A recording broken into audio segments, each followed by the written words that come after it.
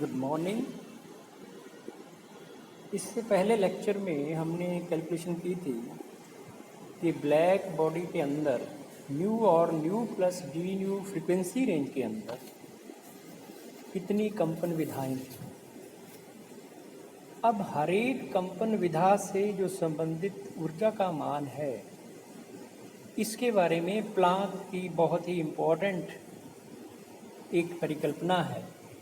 उसी से हमने हर एक कंपन विधा से औसत कितनी ऊर्जा होगी उसकी गणना करेंगे।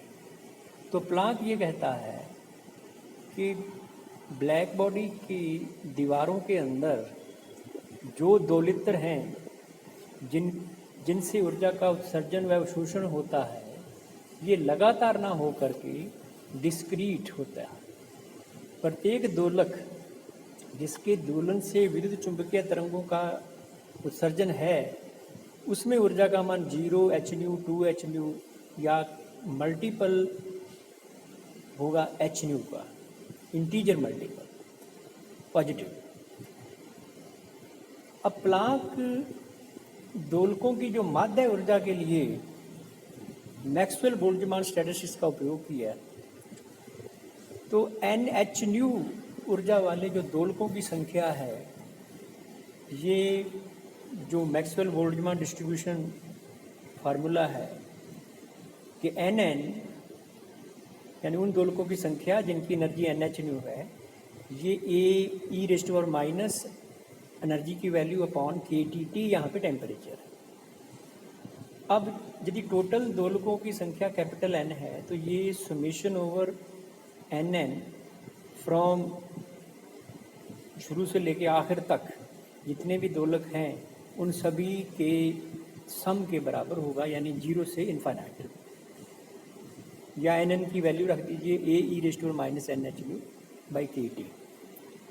यदि करस्पॉन्डिंग वैल्यू एनर्जी की निकाली जाए, तो एनर्जी के लिए भी दोलकों की संख्या और उस दोलक के पास जो एनर्जी की वैल्यू है एन एच न्यू, उससे आप मल्टीप्लाई करिए और सारे दोलक 0 से लेकर के जो हाईएस्ट एनर्जी है, इनफाइनाइट एनर्जी है, सभी पर आप इसको इंटीग्रेट करिए।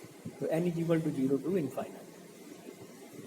अब है कैलकुलेशन कि मीन एनर्जी किसी भी ऑसिलेटर के पास कितनी होगी। So E bar is equal to E over N. यहाँ पे ऊपर एक्सपेंशन कर दिया गया है, n इज इक्वल टू 0 से 0 आ गया, फिर 1 से 2 से 3 से ये एनर्जी वाली टर्म्स का एक्सपेंशन कर दिया, और नीचे हमने लिखा है टोटल नंबर ऑफ ऑसिलेटर, इसका भी एक्सपेंशन कर दिया है n 0 से इनफाइनाइट तक। जब आप इन दोनों टर्म्स को लिखा है आपने, तो उसके बाद फिर आती है बारी कि इनको सॉल्व कैसे किया जाए। तो उनको सॉल्व करने के लिए इसमें ऊपर वाली जो टर्म्स है उसमें h nu e raise to power minus h nu by k T common ले लिया गया है।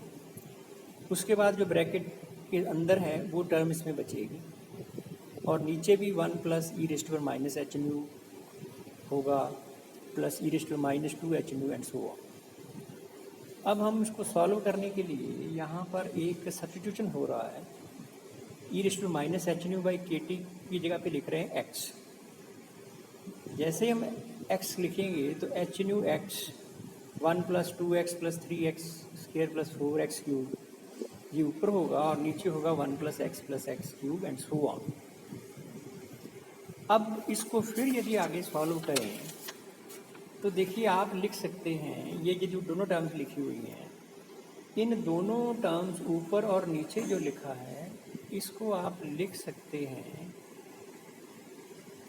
एच न्यू एक्स पहले D by d x of log of 1 plus x plus x cube and so on.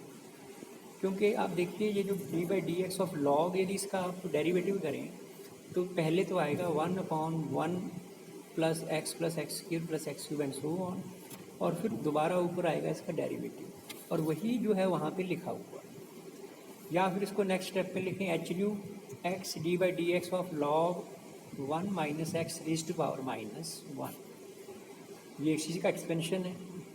या फिर इसका यदि derivative करें आप तो ये आएगा h nu x upon 1 minus x, इसके बराबर इसकी वैल्यू आएगी। अब x की वैल्यू यदि यहाँ पे पुट कर दें तो उसके बाद इसी से डिवीजन कर दें ऊपर और नीचे, तो ई बार यानी किसी भी प्लांक दोलित्र के पास जो ऊर्जा का औसत मान है वो आएगा h nu upon e raise to power h nu by k T minus 1। अब आप हर एक ऑसिलेटर के पास जो ऊर्जा का औसत मान है वो आपने निकाल लिया है। तो विकिरणों के अंदर जो ब्लैक बॉडी से निकलेंगे, न्यू और न्यू प्लस डी न्यू आवर्ती रेंज में जो कुल ऊर्जा घनत्व आएगा तो वो होगा यू न्यू डी न्यू। तो यहाँ पर ये जो पहले लिखा गया है ये है कंपन विधाओं की संख्या, और जो नेक्स्ट टर्म है ये लिखी गई है एक कंपन विधा के पास ऊर्जा का जो औसत मान है। यदि आप इसको सिंप्लीफाई करें तो आपके पास 8 pi h nu cube d nu upon c cube e raise to power h nu by k T minus 1, इसी को प्लांक रेडिएशन फॉर्मूला कहते हैं। और इसका जो एनर्जी डेंसिटी और फ्रीक्वेंसी का प्लॉट है ये बिल्कुल उसी तरह का आता है इस फार्मूले के मुताबिक जैसा वास्तव में ब्लैक बॉडी से निकलने वाले विकिरणों को देखा जाता है। दूसरी चीज़, इसमें यदि टेम्परेचर को आप इंक्रीज़ करते हैं तो भी जो ग्राफ है वो उसी से मैच करता है, जबकि हायर टेम्परेचर पर ऊर्जा घनत्व की जो वैल्यूज़ हैं। अब इस फार्मूले के अंदर आप देखें कि यदि बहुत छोटी फ्रिक्वेंसी की बात करें या बहुत हायर वेवलेंथ की बात करें तो e raise to power h nu by k T को आप लिख सकते हैं 1 plus h nu by k T, और यदि आप ये वहाँ पे सब्स्टिट्यूट करें तो ये लिखा जा सकता है 8 पाई न्यू स्क्वायर के T upon c cube d new. यदि आपको ध्यान हो तो यही रैले और जीन्स का जो फार्मूला था वो यही था।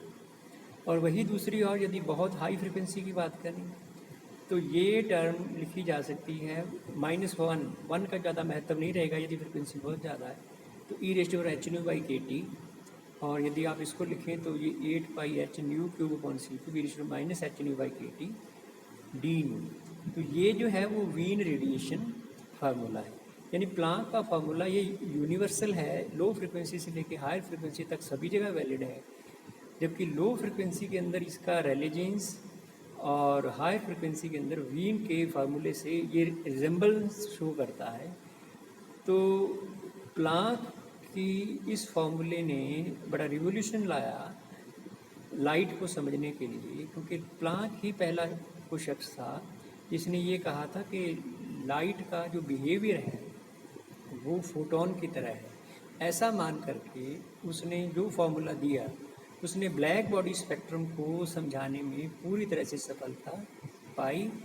इसलिए ये पहला एक्सपेरिमेंट था जो प्लांक ने प्रूव किया on the basis of particle nature of light.